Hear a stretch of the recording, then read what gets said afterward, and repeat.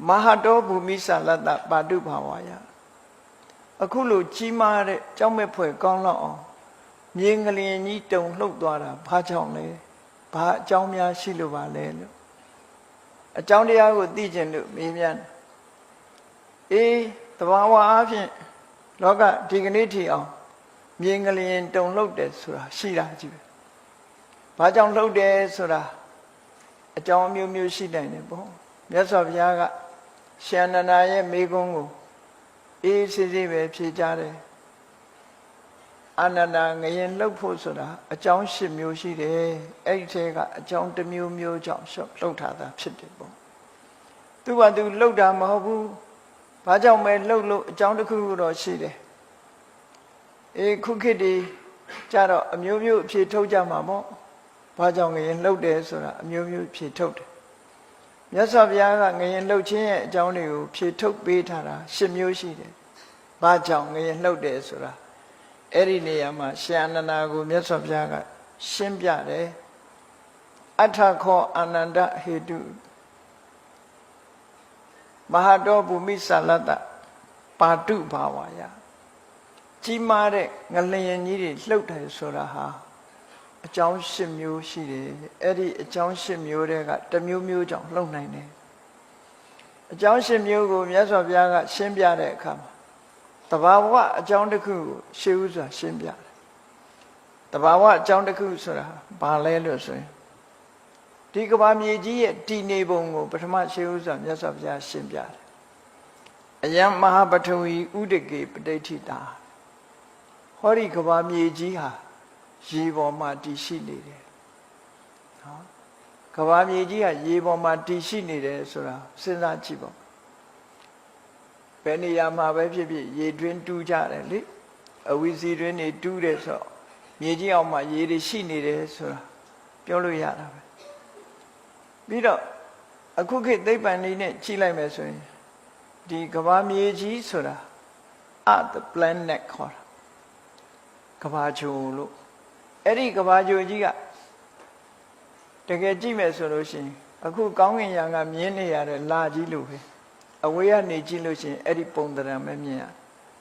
A general Lagababo Ani Viro, Kababi Eju, Lambiro Yaita Bonha.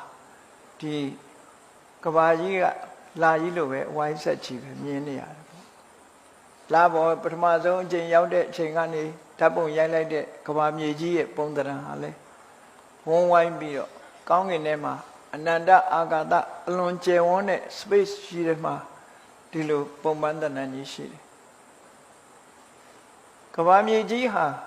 Kong in Emma, she is, but one Jim, Senda Kansa Biro Chibo. Go ye be my little Gidi Shini. Attack away Gigi, Onga Gigi, Beniawe Yo Yo. Lumian Trabio, go Yajila, go ha. Sawai a leg on my way, Miran Shini.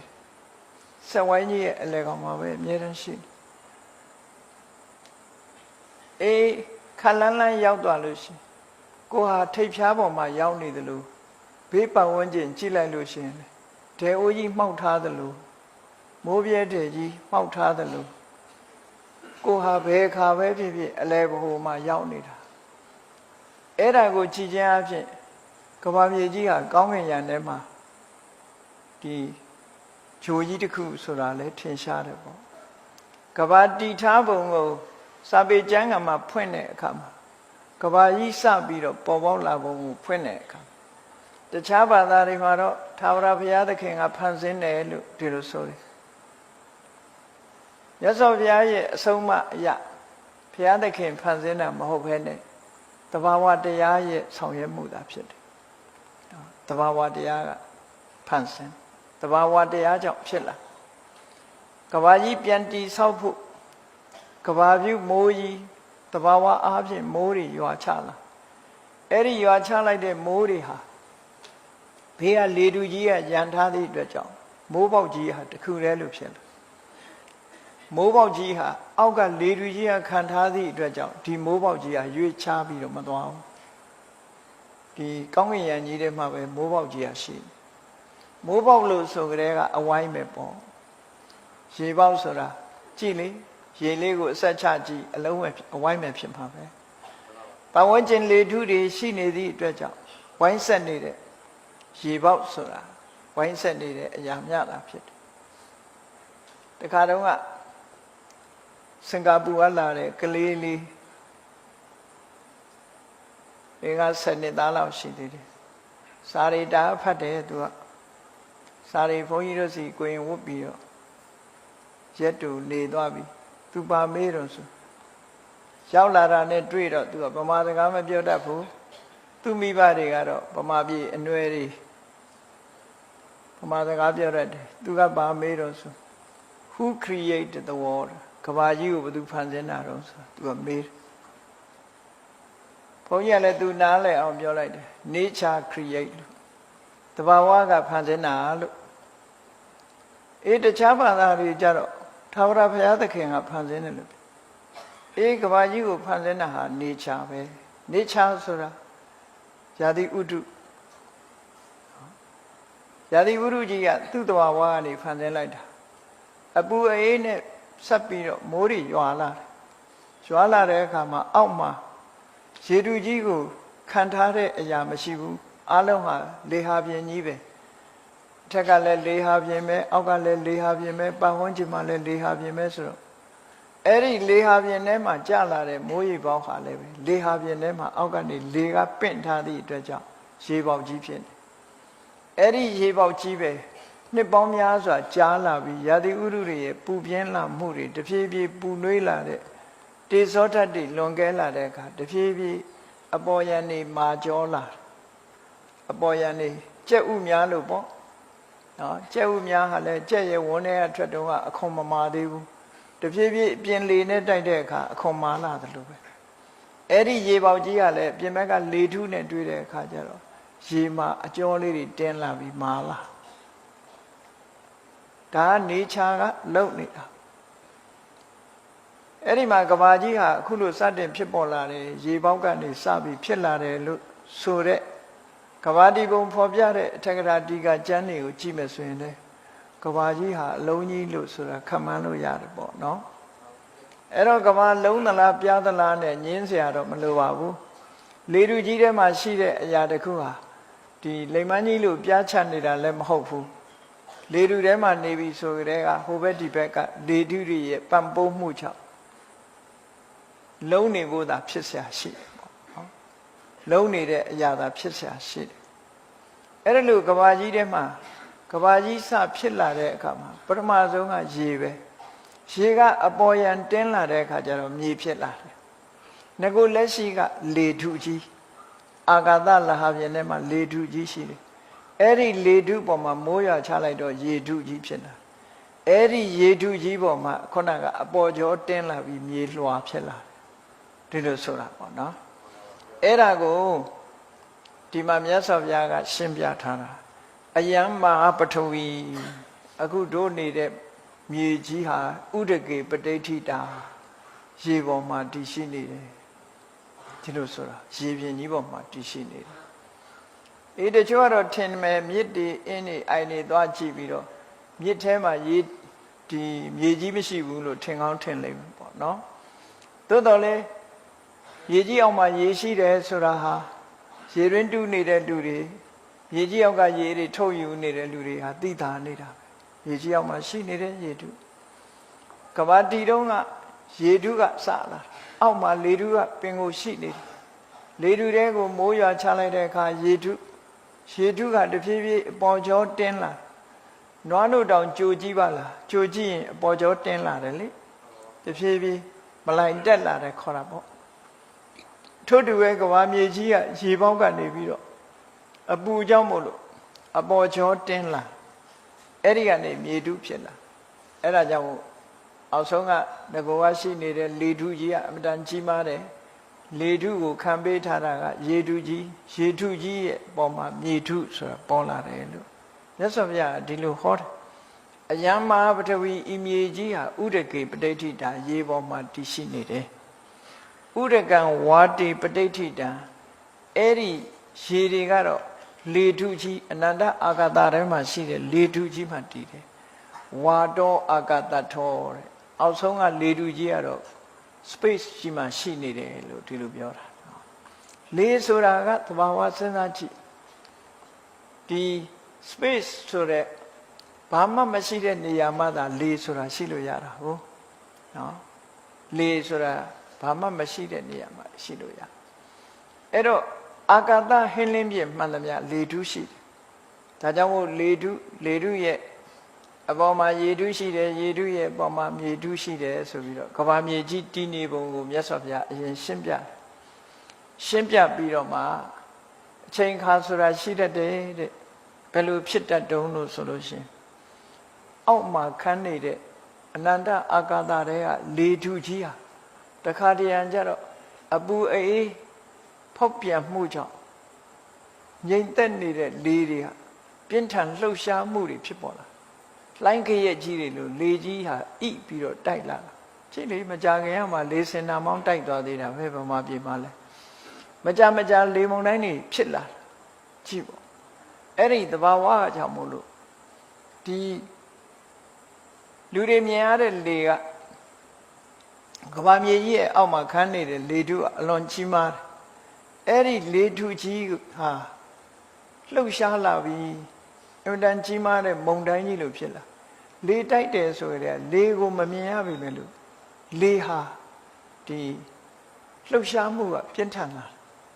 ဒီလိုဆိုလှုပ်ရှားမှုကပြင်းထန်မဟာဝါဒဝါယန္တိကြီးမားတဲ့လေထုကြီးဟာတိုက်ခတ်လာတဲ့အခါကျတော့ဥဒကံကံပင်တိလေထုကြီးကနေပြင်းထန်လှုပ်ရှားလာတဲ့အခါမှာသူ့ပေါ်မှာရှိနေတဲ့ရေကိုလှုပ်ရှားသွားစေတယ်လေကမငြိမ်ဘူးဆိုတာဟာအထက်တိုက်လိုက်အောက်ဆင်းလိုက်ပဲလေဆိုတဲ့သဘောကနော်ပြင်းထန်လိုက်တာနဲ့တိုက်လိုက်တာနဲ့အပေါ်ကရေထုကလှုပ်သွားတယ်ရေထုကြီးလှုပ်သွားတဲ့အခါရေထုကနေပထဝီကံပင်တိမြေထုကိုလှုပ်ရှားစေတယ်အဲ့တော့ဆိုလိုတာကကဘာမြေငရင်လှုပ်ခြင်းရဲ့တဘာဝအကြောင်းတရားဟာဘာလဲလို့ဆိုလို့ရှိရင်လေတွေမငြိမ်မသက်ဖြစ်တဲ့အခါမှာနော်အောက်ကကဘာမြေကြီးအောက်မှာရှိနေတဲ့လေထုကြီးမငြိမ်မသက်ဖြစ်တဲ့အခါမှာရေတွေလှုပ်ရှားလာတယ်ရေတွေလှုပ်ရှားလာတဲ့အခါမှာမြေကြီးလှုပ်ရှားသွားတယ်အဲ့ဒီမြေကြီးလှုပ်ရှားသွားလို့ငလျင်လှုပ်တယ်ဆိုတာဖြစ်ပေါ်လာခဲ့တယ်လို့ဒီလိုပြောတာဒါကသဘာဝအနေအထားကိုဖြစ်တယ်သဘာဝမှာဓာတ်ကြီး၄ပါးဆိုတာအလုံးသိကြတဲ့အတိုင်းပထဝီဓာတ်အာဘောဓာတ်တေဇောဓာတ်ဝါယောဓာတ်လို့ဝါယောနဲ့တေဇောကမိတ်ဖက်ပထဝီနဲ့အာဘောကမိတ်ဖက်ပဲဒီကနေ့ခေတ်ဒီအလုံးသိနေကြတဲ့လေရင်ပြန်ရဲ့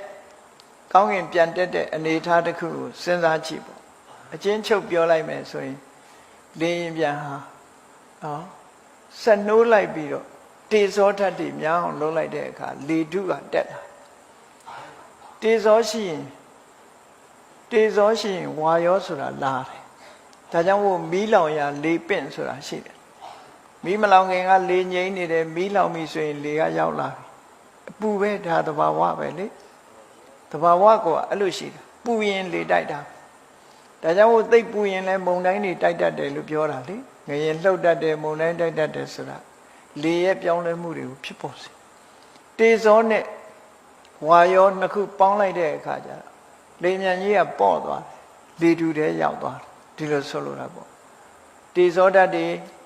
လှုပ်ပေးလိုက်တဲ့အခါဝါယောဓာတ်တွေများပြီးတော့လာအဲ့ဒီချိန်မှာလေမြန်ကြီးကအပေါ်တက်သွားပြန်ဆင်းပြီဆိုတဲ့အခါကျတော့ကြည့်တေဇောကိုလျှော့တဖြည်းဖြည်းလေဓာတ်တွေလေရှိန်တွေကိုလျှော့လိုက်တဲ့အခါအပူရှိန်ကိုလျှော့လိုက်တဲ့အခါမှာလေရှိန်ကလည်းလျော့ကျသွားပြီးတော့မြေပြင်ကိုပြန်သက်ဆင်းလာပင်လယ်ထဲမှာရေငုပ်သင်္ဘောလှုပ်ထားတဲ့ပုံစံဟာလည်းပဲဒီတိုင်းပဲရေထဲကိုငုပ်ချင်ပြီဆိုရင်ဗိုက်ထဲရေတွေထည့်လိုက်တယ်စုပ်ထည့်လိုက်တယ်အပေါ်ယံတက်ချင်ပြီဆိုလို့ရှိရင်ရေတွေကိုထုတ်လိုက်တယ်ပထဝီနဲ့အာဘောဆိုတာအောက်ကိုဆွဲတယ်တေဇောနဲ့ဝါယောကအပေါ်ကိုပြန်တက်တယ်ဟောဓာတ်ကြီးလေးပါရဲ့သဘာဝလူတွေသွားတာလဲဒီတိုင်းပဲနော်ခြေထောက်မြောက်လိုက်ချလိုက်လှုပ်တဲ့အခါမှာဒီကမ္မထန်တရားအထုတ်တဲ့ပုဂ္ဂိုလ်တွေ ခန္ဓာကိုယ်ထဲမှာခြေမြောက်နိုင်တဲ့အရာတွေကဘာတွေရှိတာတော့အတ္တဆိုတဲ့ငါးကောင်သူကောင်တရဝါကောင်ရှိသလားလို့ဆိုမရှိဘူးခြေတော့မြောက်လိုက်တာဆိုတာဟာမြောက်ချင်တဲ့စိတ်ကအရင်ပေါ်လာတယ်ပေါ်လာတဲ့စိတ်လေးကတေဇောနဲ့ဝါယောကိုအားပေးလိုက်တယ်အားပေးလိုက်သည့်အတွက်ကြောင့်ပေါ့သွားပြီးတော့မြောက်သွားပြန်ချတဲ့အခါကျတော့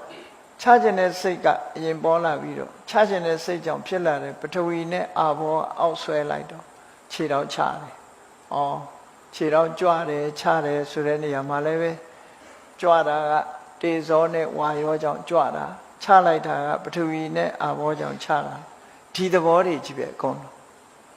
အဲ့ဒီသဘောနဲ့သွားတာအဲ့ဒီမှာငလျင်လှုပ်တယ်လို့ဆိုတဲ့အခါမှာတေဇောရဲ့ဖန်တီးမှုကြောင့်ဝါယောတွေများလာပြီးတော့လေတွေဟာအပြင်းထန်တိုက်ခတ်လာတဲ့အခါမှာရေပြင်ကြီးကိုလှုပ်စေပြီးတော့ရေပြင်ကြီးလှုပ်တဲ့အခါမှာရေပြင်ပေါ်မှာတည်ရှိနေတဲ့မြေကြီးဟာလည်းရေလှိုင်းကြီးတွေလှုပ်တယ်လို့သူကလည်းလှုပ်သွားတယ်လို့ဒီလိုဆိုတာပေါ့အဲ့ဒီသဘာဝအတိုင်းရှင်းပြပြီးမြတ်စွာဘုရားကအာနန္ဒာတဲ့ဒါပထမဆုံးအကြောင်းတစ်မျိုးပဲတဲ့ငလျင်လှုပ်တယ်ဆိုတာအဲ့ဒါလို့သဘာဝအကြောင်းကြောင့်အခုလိုလှုပ်တာလို့ငယ်ငယ်တုန်းကတော့အဲ့ဒါလို့မဟုတ်ဘူးပုံပြင်ပြောတာမျိုးလို့ငယ်တုန်းကတော့ကဘာမြေကြီးကိုထမ်းတဲ့ပိတ်တာကြီးရှိတယ်တဲ့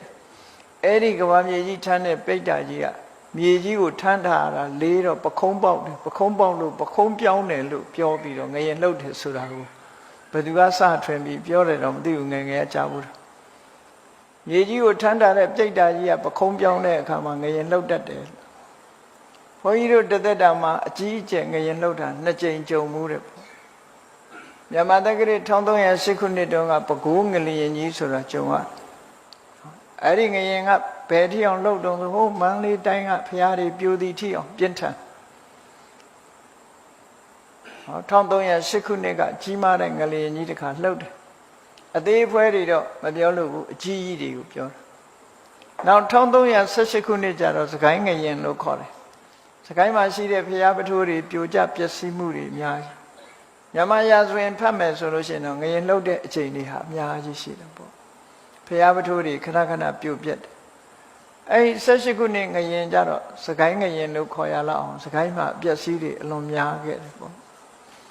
အဲ့ဒါလည်းပဲကြုံခဲ့တယ်ပေါ့ဒါကိုယ်တိုင်ကြုံတဲ့အပိုင်းကိုပြောပြတာအင်မတန်မှကြောက်မွေ့ဖွယ်ကောင်းလောက်အောင်ရက်တီလို့မရလောက်အောင်ပြင်းထန်တဲ့ငရင်ကြီးတွေလှုပ်ခဲ့ဘူးတယ်ပေါ့ဒီတဲ့ပြင်းထန်တာတွေကိုနဲ့မကြုံနဲ့ဗဟိုပြုတဲ့နေရာနဲ့ဝေးလို့ရှိရင်တော့လည်းမသိလိုက်ဘူးပေါ့နော်အဲ့ဒါလို့ငလျင်ရဲ့တဘာဝဟာခုနကအောက်ကနေပြီးတော့ကွက်ပြီးတော့လေထုကြီးလှုပ်ရှားလိုက်တဲ့အခါမှာထိုလေထုကြီးနဲ့အနီးဆုံးရေပြင်ကလှုပ်ရှားသွားအနီးဆုံးရေပြင်လှုပ်ရှားသွားတဲ့အခါမြေထုကြီးလှုပ်ရှားပြီးငရင်လှုပ်ခြင်းဟာဖြစ်ပေါ်လာတယ်လို့ဒါကရသော်ဘုရားကပထမဆုံးအကြောင်းတစ်ခုရှင်းပြတယ်ပေါ့ဒုတိယငလျင်လှုပ်ခြင်းအကြောင်းကိုမြတ်စွာဘုရားဘယ်လိုရှင်းပြတော့ဆိုတကူကြီးမားတဲ့အစွမ်းထက်တဲ့အစွမ်းတကူရှိတဲ့တကူရှင်တွေဆိုတာလောကမှာရှိတတ်တယ်။ယန္တာပုဂ္ဂိုလ်တွေတို့အဲ့ဒါလို့အစွမ်းတကူနဲ့ပြည့်စုံတဲ့ပုဂ္ဂိုလ်မျိုးတွေရှိတယ်။သို့မဟုတ်တကူကြီးတဲ့နတ်တွေဆိုတာရှိတယ်။သူတို့ကလည်းဖန်တီးတတ်တယ်တဲ့။ဘယ်လိုဖန်တီးတော့ဆိုရင်သူတို့စိတ်ထဲမှာဒီမြေထုဆိုတဲ့မြေထုပေါ်မှာတဘာဝတရားတွေကိုသူတို့ရှုမြင်သုံးသပ်တဲ့အခါမှာမြေထုနဲ့ဒီရေထုဆိုတာနှစ်ခုရှိတယ်မြေကြီးရဲ့သဘောကငြိမ်တယ်မာတယ်မြေကြီးနဲ့ရေနဲ့နှစ်ခုကြည့်မြေပြင်ဆိုတာငြိမ်သက်မှုရှိတယ်ရေပြင်ကြတော့ငြိမ်သက်မှုမရှိဘူးနော်မြေပြင်က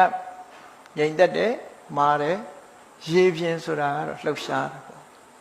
ဒါကြောင့်မို့သူတို့ကကဘာမြေကြီးကမြေပြင်ကိုရေပြင်လိုသဘောထားပြီးတော့မြေကြီးကိုရေလိုစိတ်ထဲမှာတကိုးနဲ့ဖန်ဆင်းလိုက်တဲ့အခါမျိုးမှလဲငရင်လှုပ်တတ်တယ်ကြည့်လေသင်္ဘောကြီးတွေဘလောက်ကြီးကြီးရေပေါ်မှာကြတော့လှုပ်နေတာကုန်းပေါ်တက်လိုက်လို့ရှိရင်မလှုပ်နိုင်ဘူးလေမလှုပ်နိုင်ရှင်းတော့ကဒါနဲ့ပတ်သက်ပြီးတော့ တန်ဃရခိတဆိုတဲ့ကိုရင်ပေါက်စာလေးတစ်ပါးယဟန္တာကိုရင်လေးတစ်ပါးပေါ်ဘူးတယ်ခုနှစ်နှစ်အရွယ်လေးသာသနာပေါင်းဝင်တာအဲ့ဒီနေ့မှာပဲသင်္ကန်းဝတ်ပြီးအဲ့ဒီနေ့မှာပဲယဟန္တာဖြစ်သွားအစွမ်းတကူကြီးမားတဲ့ယဟန္တာဖြစ်တော့သူစိတ်ကူးရတယ်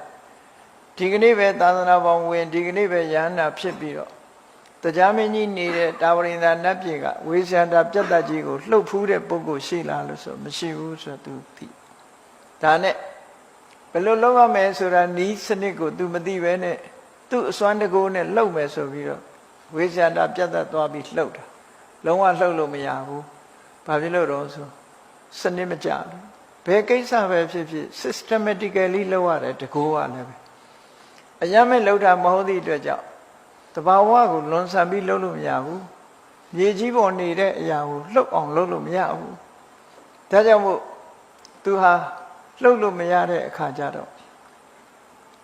ဝိုင်းပြီးတော့တယောခံလဲရတော့သူလူပြေပြန်လာပြီးသူ့ဆရာစီသွားသူ့ဆရာစီသွားတော့သူကဆရာကပြောတော့ဆိုမုံစီကျော်ကြော်တာလေးကိုပြလိုက်တယ်မင်းမြင်ဘူးတယ်မဟုတ်လားမုံစီကျော်ကြော်နောက်ပြီးတော့ရေထဲမှာချလိုက်တဲ့နောက်ချီချက်ကလေးဟာရေထဲမှာဝဲလဲပြီးတော့လှုပ်နေတာမင်းမြင်ဘူးတယ်မဟုတ်လားလို့ဆိုသူသဘောပေါက်သွားတယ်မြေကြီးပေါ်မှာရှိနေတဲ့အရာကိုလှုပ်လို့မရဘူးဆိုတာသူသဘောပေါက်သွားတယ်အဲ့ဒါနဲ့တိပိဖျားဆိုပြီးတော့တာဝရိန္ဒနတ်ပြည်ပြန်တက်သွားပြန်တက်သွားပြီးတော့ဝေဇယန္တာပြတ်တတ်ကြီးရဲ့အခြေတွေအားလုံးကိုရေပြင်ကြီးဖြစ်အောင်အရင်ဖန်ဆင်းပလိုက်မြေကြီးမဟုတ်တော့အဲ့ဒီအချိန်မှာကျတော့ခဏလေးအလွယ်လေးနဲ့ဝေဇယန္တာပြတ်တတ်ကြီးရမ်းခါသွားအောင်သူလှုပ်ရှားပြလို့ရရေပေါ်မှာတည်နေတဲ့အရာဆိုအလွယ်တကူလှုပ်လို့ရအောက်ကမငြိမ်ဝဲကိုအဲ့ဒီလိုအစွမ်းတကူရှိတဲ့ပုဂ္ဂိုလ်တွေကလည်းပဲကဘာမြေကြီးကိုရေဖြစ်အောင်ဖန်ဆင်းလိုက်တဲ့အခါမျိုးမှာလည်းပဲငရင်လှုပ်သွားတာမျိုးတွေဖြစ်တတ်တယ်ဒါကတော့သူတို့စိတ်ကူးနဲ့လှုပ်တဲ့သဘောအဲ့ဒါမျိုးဟာဒုတိယငရင်လှုပ်ခြင်းရဲ့အကြောင်းတစ်မျိုးပဲလို့မြတ်စွာဘုရားဒီလိုဟောတယ်ဟောနောက်တစ်ခုတတိယအကြောင်းတစ်ခုကဘာလဲလို့ဆိုရင်ပါရမီတမ္ပါရပြည့်ဝလို့ပါရမီပြည့်လို့ဖျားဖြစ်သူရောက်တော့မဲ့ဖျားလောင်းနေဟာတုတ်တိတာနတ်ပြည်ကနေပြီးတော့လူပြည်ကိုဖျားဖြစ်ဖို့မေတော်ရဲ့ဝမ်းထဲမှာတရေခတဲ့အချိန်မျိုးတရေခတဲ့အချိန်မျိုးမှာဒီဝမ်းသာကြည်နူးတဲ့သဘောကိုပြတဲ့အနေနဲ့မြေကြီးကဝမ်းသာတာတော့မဟုတ်ဘူးမြေကြီးမှာရှိနေကြတဲ့တရားဝါတွေစွမ်းတကူကြီးတဲ့ပုဂ္ဂိုလ်တွေဝမ်းသာလို့လှုပ်တယ်လို့ဒီလိုအောင်မရမြေကြီးဆိုတာတော့စိတ်စေတနာမရှိတဲ့အရာတစ်ခုပဲเนาะသို့တော့သဘာဝတရားရဲ့လှုပ်ခတ်မှုဆိုတာရှိတယ်ထိရောက်မှုဆိုတာရှိတတ်တယ်သဘာဝတရားရဲ့ထိခိုက်မှုတွေဟာလူတွေကမသိနိုင်ဘူးပေါ့ကြားဘူးကြလိမ့်မယ်တချို့တစ်ပင်လေးတွေအောက်မှာတချင်းလေးဆိုဂီတာလေးတီးပြီးလို့ရှိရင်အဲ့ဒီတစ်ပင်လေးကပွင့်လာတယ်လို့ဆိုတာနော်သဘာဝတရားရဲ့ရိုက်ခတ်မှုလို့ခေါ်တယ်သဘာဝကြုံမှုကြလိမ့်မယ်တချို့ပုဂ္ဂိုလ်တွေစိုက်ပျိုးတဲ့ပန်းဥယျာဉ်တွေတတိချမ်းတွေမှာသီးနှံတွေအများကြီးဖြစ်ထွန်းတယ်တချို့ပုဂ္ဂိုလ်တွေစိုက်တဲ့ထဲမှာကြတော့အသီးနှံတွေမကြဘူးအဲ့ဒီလိုဖြစ်တာဟာဘာကြောင့်ဖြစ်တာတော့လို့ဆိုတဲ့အခါမှာသူကကမ္မပစ္စယဥဒုသမုဋ္ဌံဆိုတာလည်းရှိတယ်ကံကောင်းတဲ့ပုဂ္ဂိုလ်စိုက်ပျိုးတဲ့အရာမှန်သမျှဟာသူကကံကနေပြီးတော့ဥဒုကိုဖြစ်စေပြီးဥဒုကနေပြီးတော့တစ်ပင်ရဲ့အကြိုက်ဖြစ်ပြီးတော့တစ်ပင်တွေကအသီးတွေဖြစ်တာလို့ခေါ်တယ်တခါစိတ်တပစ္စယဥဒုသမုဋ္ဌံဆိုတာလူဟာစိတ်ကပျော်ရွှင်လန်းဆန်းနေတဲ့အချိန်အဲ့ဒီလူရဲ့ပျော်ရွှင်လန်းဆန်းမှုတွေဟာပတ်ဝန်းကျင်ကိုပျော်ရွှင်လန်းဆန်းတဲ့ဓာတ်တွေကူးသွားတယ်အဲ့ဒီဓာတ်ကူးတာကိုအကြောင်းပြုပြီးတော့တစ်ပင်ကလည်းပဲကောင်းမြတ်တဲ့ဥရုတွေရပြီးတော့တစ်ပင်ကလန်းဆန်းမှုဖြစ်တယ်လို့ဒီလိုဆိုတာနော်အဲ့ဒါမျိုးကိုစိတ်တပစ္စယဥရုသမုဋ္ဌံလို့ခေါ်တယ်တိုက်ရိုက်လှုပ်တာမဟုတ်ဘူးတဆင့်ကဒါကြောင့်မို့ခုခေတ်စမ်းသပ်ပြီးတော့ကြည့်တဲ့ပုဂ္ဂိုလ်တွေကကမ္မထန်တရားအားထုတ်နေတဲ့ပုဂ္ဂိုလ်ရဲ့အုံနောက်လှုပ်ရှားမှုဒီတိုင်းစိတ်ညစ်နေတဲ့ပုဂ္ဂိုလ်တယောက်ရဲ့အုံနောက်လှုပ်ရှားမှုကိုကြည့်လိုက်အလွန်ကွာခြားတယ်လို့ပြော ကမ္မဋ္ဌာန်းအထုတ်နေတဲ့ပုဂ္ဂိုလ်ရဲ့အုံနောက်ဟာငြိမ်သက်ပြီးတော့သူခန္ဓာကိုယ်ကထွက်နေတဲ့အရာတွေကလည်းငြိမ်သက်အေးချမ်းမှုတွေကိုထွက်တယ်စိတ်ပူနေတဲ့ပုဂ္ဂိုလ်တဏ္ဍာကထွက်တဲ့အရာတွေကလှုပ်ရှားပြီးတော့ဘေးကိုပူလောင်မှုတွေကိုဖြစ်စေတယ်လို့ဆိုမတူဘူးတဲ့နောက်တစ်ခါရေတောင်မှပဲရေထဲမှာပါတဲ့ခရစ္စတယ်လေးတွေအကြည်ဓာတ်လေးတွေကိုဓာတ်ခွဲပြီးတော့ကြည့်တဲ့အခါမှာတချို့ရေတွေကဒီဥမာမဲ့ပရိတ်ရေဆိုတာဆိုပရိတ်ရေကတာမန်ကြည့်မယ်ဆိုလို့ရှိရင်ပရိတ်ကဘာစွမ်းတစ်ခုမှမရှိဘူးလို့ထင်ကောင်းထင်လိမ့်မယ်ပရိတ်ရေရွတ်ထားတဲ့ရေနဲ့ပရိတ်မရွတ်တဲ့ရေနှစ်ခုကဘယ်လိုကွာခြားတော့ဆိုပရိတ်မရွတ်တဲ့တာမန်ရေကိုကြည့်မယ်ဆိုရင်အဲ့ဒီရေလေးတွေရဲ့အနှစ်တွေကလှုပ်ရှားနေတယ်တဲ့ငြိမ်သက်မှုမရှိဘူးပရိတ်ရွတ်ထားတဲ့ခုနဒီပရိတ်ရွတ်ထားလို့ပရိတ်ရဲ့အစွမ်းတကူရနေတဲ့ရေလေးတွေကြတော့ငြိမ်သက်ပြီးတော့နေတယ်လို့ဒီလိုဆိုတယ်ဒါကစမ်းသပ်လို့တွေ့တဲ့အဖြေလေးတွေကိုပြောပြတာနော်ခုခေတ်မှာသေချာစမ်းသပ်တဲ့ပုဂ္ဂိုလ်တွေကဒီအဖြေလေးတွေကိုရနေတယ်မတူညီဘူးဆိုတာတွေလူမမြင်နိုင်တဲ့ကွဲပြားခြားနားချက်ကလေးတွေဟာရှိနေတယ်ထို့တူပဲနော်ခုနကဝန္တာအာရဂီတာတီးပြီးပြောနေတဲ့ပုဂ္ဂိုလ်ရဲ့ခန္ဓာကိုယ်ဟာထွက်တဲ့အငွေ့တွေဟာတစ်ပင်အကြိုက်ရာသီဥတုကိုဖြစ်စေတယ်အဲ့ဒီရာသီဥတုကမှတစ်ပင်ကိုအကျိုးပြုလို့တစ်ပင်ဟာပွင့်နေလန်းနေဖြစ်လာတာဒီလိုဆိုလို့တယ်တက်ရဲ့ကြီးကတစ်ပင်ကတိလို့ပျော်လို့ဝမ်းသာလို့ပွင့်တာမဟုတ်ဘူးလို့ဒီလိုပြောတာနောက်တစ်ခုတချို့ကထင်ကြသေးတယ်တချို့တစ်ပင်တွေရှိတယ်လေတချို့တစ်ပင်တွေကပတ်မွင့်လေးပွင့်တယ်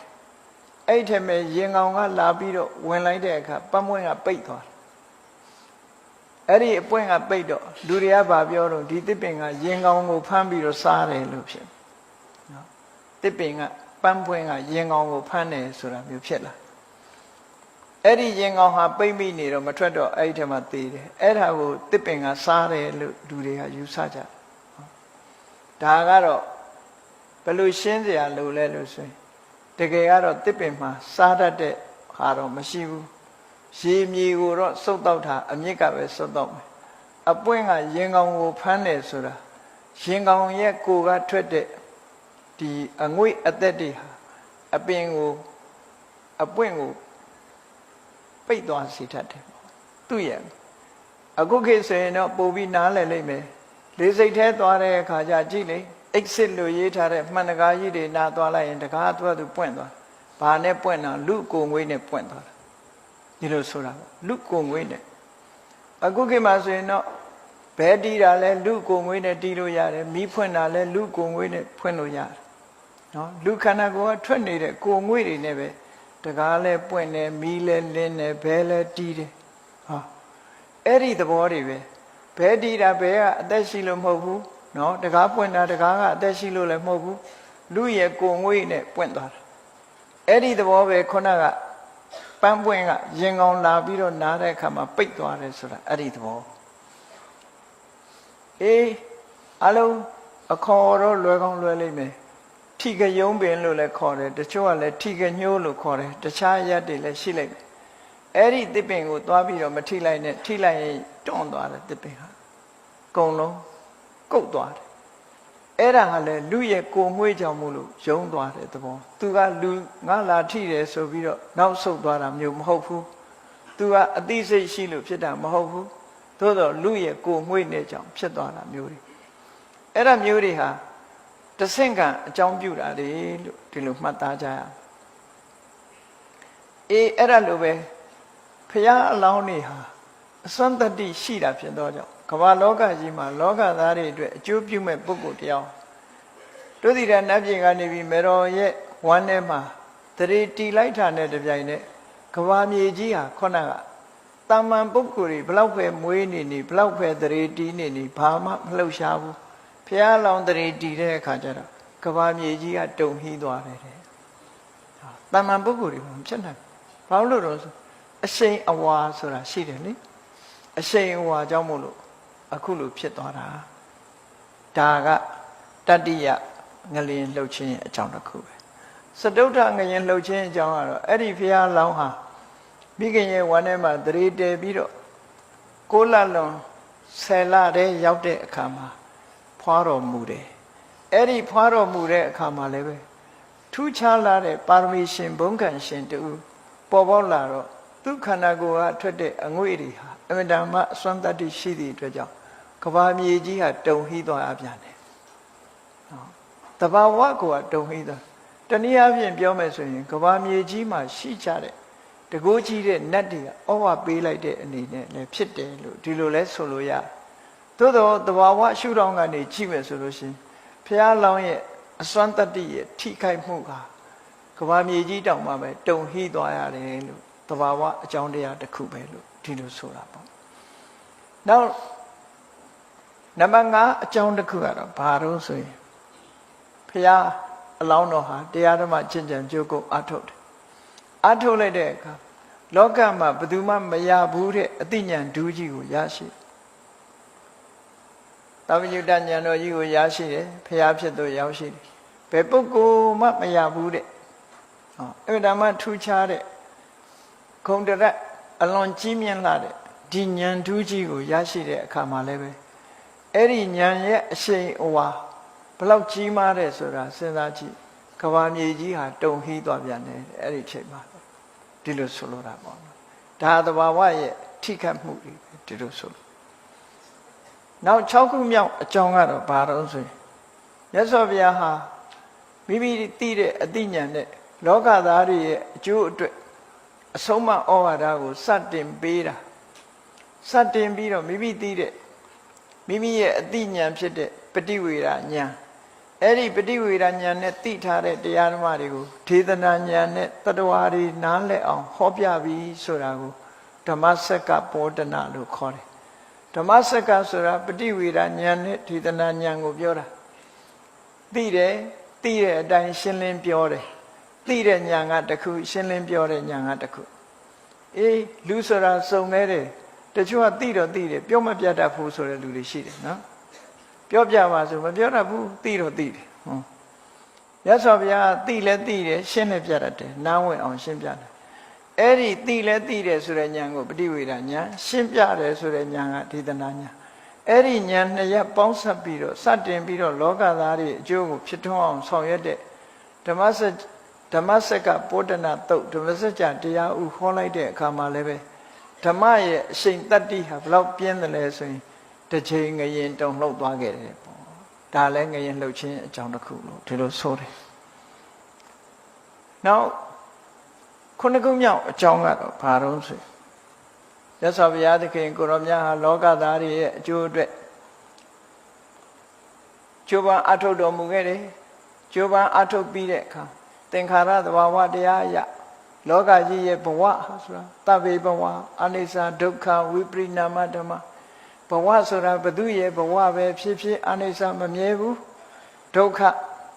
နော်မမြဲတာတွေနှိမ့်ဆက်လို့ဆင်းရဲတယ်ဝိပရိနာမဓမ္မအပြောင်းလဲတွေရှိတယ်ဆိုတဲ့သဘာဝအတိုင်းပဲမြတ်စွာဘုရားရဲ့ဘဝဟာလည်းပဲအပြောင်းလဲတွေရှိလာလို့မြတ်စွာဘုရားသခင်ကိုရောမြတ်ဘဝမှာဆက်လက်ပြီးတော့မနေတော့ဘူးဆိုလိုတာပြိဋိဘံပြုတော်မူတဲ့နေ့ကိုသတ်မှတ်လိုက်ပြီးဆိုတဲ့အချိန်မှလည်းပဲမြတ်စွာဘုရားရဲ့ဒီဆုံးဖြတ်ချက်ကိုမခံနိုင်ရှာဘူးမြေကြီးဟာမြတ်စွာဘုရားရဲ့အာယုသင်္ခါရလွတ်တယ်တတိတံပစင်ညနဲ့ဒီအချိန်ကတော့ငါရဲ့ခန္ဓာကိုယ်ဟာအဆုံးသတ်ရမယ့်အချိန်ဖြစ်တယ်ဆိုတာတတိနဲ့တံပစင်ညနဲ့ဆုံးဖြတ်ချက်ချလိုက်တယ်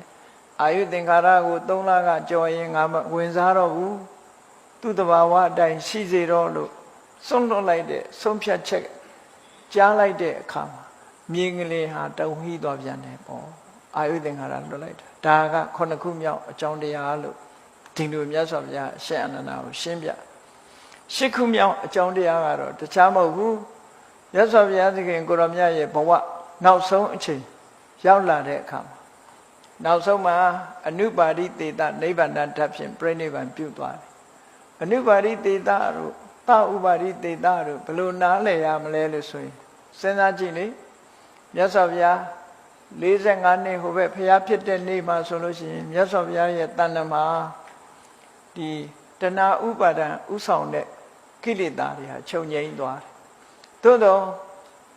ကံကိလေသာတွေချုပ်ငြိမ်းသွားတော့လည်းပဲမြတ်စွာဘုရားရဲ့ခန္ဓာလို့ဆိုတဲ့ကံကိလေသာတွေရဲ့အကျိုးဆက်တွေကရှိနေရတဲ့ခန္ဓာ၅ပါးကြီးကရှိနေရတဲ့ကံကိလေသာဆိုတဲ့အကြောင်းတရားတွေကတော့ငြိမ်းသွားပြီသို့တော့အကျိုးဆက်ကြီးကရှိနေသေးတယ်အဲ့ဒီကိလေသာငြိမ်းသွားတဲ့နိဗ္ဗာန်ကိုတာဥပါရိသေတာနိဗ္ဗာန်လို့ခေါ်တယ်ဥပါတိဆိုတာကံကိလေသာတို့ရဲ့အကျိုးဆက်ကြီးသေတာကျွမ်းကျန်နေသေးတယ်အဲ့ဒီကျွမ်းကျန်နေသေးတဲ့ဒီနိဗ္ဗာန်ကိုတာဥပါရိသေတာနိဗ္ဗာန်လို့ခေါ်တယ်နောက်ဆုံးအဲ့ဒီအကျိုးဆက်တွေပါချုပ်သွားတယ်ကံကိလေသာတွေရဲ့အကျိုးဖြစ်တဲ့ခန္ဓာပါချုပ်သွားပြီဆိုတာကြတော့အနုပါရိသေတာနိဗ္ဗာန်လို့ဒီလိုပြောအေးမြတ်စွာဘုရားရဲ့ခန္ဓာကိုယ်ကိုဘယ်သူကဖန်တီးထားတာတုံးလို့မေးလို့ရှိရင်တဏှာဥပါဒံရှိတဲ့ကံတရားကနေဖန်တီးထားတာမြတ်စွာဘုရားရထားတဲ့လူဘဝလူခန္ဓာအဲ့ဒီခန္ဓာကြီးကရှင်သန်နေတယ်တက်တော်80တိအောင်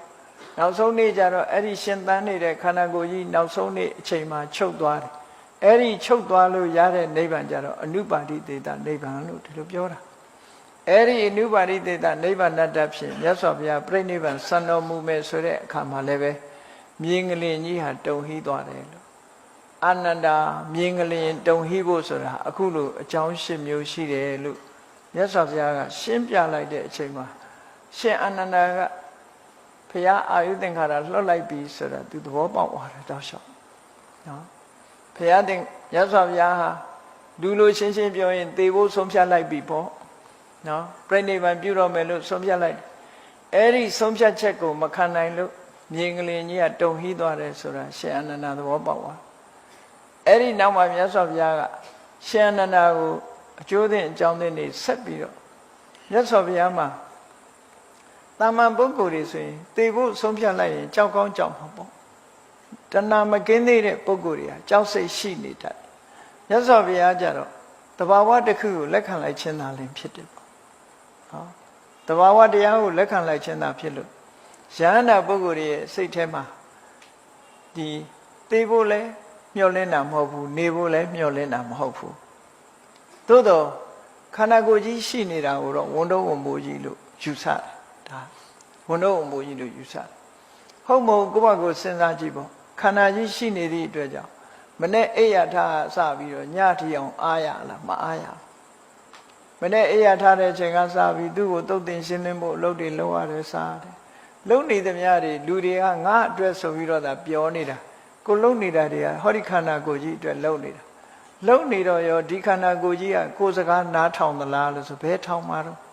ကိုမအိုခြင်းပဲလဲသူအိုနေတာကိုမနာခြင်းပဲလို့နာနေကိုမဖြစ်ချင်တာတွေအားလုံးကိုသူကဖိတ်ခေါ်ပြီးတော့ဖြစ်နေတာကိုယ်ဆန့်ကျင်ဘက်တွေလုံနေတာသို့တော်လုံတော်လဲကိုကဘာနဲ့တူတော့ဆိုသားဆိုသမီးဆိုကိုချစ်တဲ့မိခင်လိုပဲနော်ဒုက္ခတွေမျိုးမျိုးပေးချစ်လိုက်တာသူကအဲ့ဒါလိုပဲခန္ဓာကိုယ်ကြီးချစ်နေတဲ့လူတွေဟာသားဆိုသမီးဆိုကိုချစ်နေတာနဲ့အလားတရတူတယ်ဒုက္ခပေးတာကိုပဲဒုက္ခလို့ထင်ပြီးတော့ဒီလိုနဲ့ပဲတန်တရားတွေကမလွတ်နိုင်အောင်ဖြစ်ရတယ်ရသော်ဘုရားသခင်ကိုရောမြတ်ကခန္ဓာဝန်ကြီးကိုချလိုက်ရတယ်ဆိုတာဟာသူ့အတွက်မှာဝန်တော့ဝန်မိုးကြီးတစ်ခုကိုချလိုက်ရတယ်လို့ပေါ့ပါလန်းဆန်းသွားခြင်းသာဖြစ်တယ်ကြောက်တဲ့စိတ်မျိုးရှိတာမဟုတ်ဘူးသို့တော့ရှင်အနန္ဒာရဲ့အမေကိုမြတ်စွာဘုရားအခုလိုငရင်လှုပ်တယ်ဆိုတာအကြောင်းရှင်းမျိုးရှိတယ်ဆိုတော့အခုဘာကြောင့်လှုပ်တယ်လို့မြတ်စွာဘုရားကရှင်းမပြောဘူးသို့တော့ရှင်အနန္ဒာသဘောပေါက်လိုက်တာတော့ဘုရားအခုချိန်မှာဒီဖွာတော်မူတာလည်းမဟုတ်ဘူးတရေခတာလည်းမဟုတ်ဘူးဖွာတော်မူတာလည်းမဟုတ်ဘူးဘုရားဖြစ်တာလည်းမဟုတ်ဘူးတပည့်ဆက်ကြတရားဟောတာလည်းမဟုတ်ဘူးခုချိန်မှာတော့အာယုသင်္ခါရလွတ်တာဖြစ်ရမယ်ဆိုတော့ရှင်အနန္ဒာသဘောပေါက်သွားပြီနော်သဘောပေါက်သွားတယ်အေးတရားချစ်ခင်သူတော်စင်ပြိဿအပေါင်းတို့မြတ်ဗုဒ္ဓဟာလောကသားတွေအတွက်ကြိုးပမ်းဆောင်ရွက်တော်မူတာသူ့ရဲ့ဘဝဖြစ်စဉ်မှာအခုလိုထူးခြားချက်တွေနဲ့ပြည့်ဝပြီးမြတ်စွာဘုရားဟာလောကသားတွေအတွက်အကျိုးဖြစ်အောင်စွမ်းစွမ်းတမန်ဆောင်ရွက်တော်မူခဲ့တဲ့မြတ်စွာဘုရားရဲ့အဆုံးအမတွေကိုတို့တွေဟာလိုက်နာကျင့်သုံးသင်ကြတယ်မြတ်စွာဘုရားရဲ့အဆုံးအမတွေဟာတို့ဘောမှာအကျဉ်းတရားနဲ့ပညာတရားဖြင့်ဆုံးမခဲ့တဲ့ဆုံးမချက်တွေတို့တွေမလိုက်နာဘူးဆိုလို့ရှိရင်တို့ရဲ့ချွင်းချက်များတာဖြစ်တယ် ရသော်ဘုရားရဲ့အဆုံးအမကိုတို့တွေကြိုးစားပြီးတော့လိုက်နာကြရမှာဖြစ်တယ်လို့ကိုယ်စီသဘောကျပြီးမြတ်ဗုဒ္ဓရဲ့အဆုံးအမတိုင်းလိုက်နာကျင့်ကြံကြိုးကိုအားထုတ်တော်မူနိုင်ကြပါစေကုန်သတည်း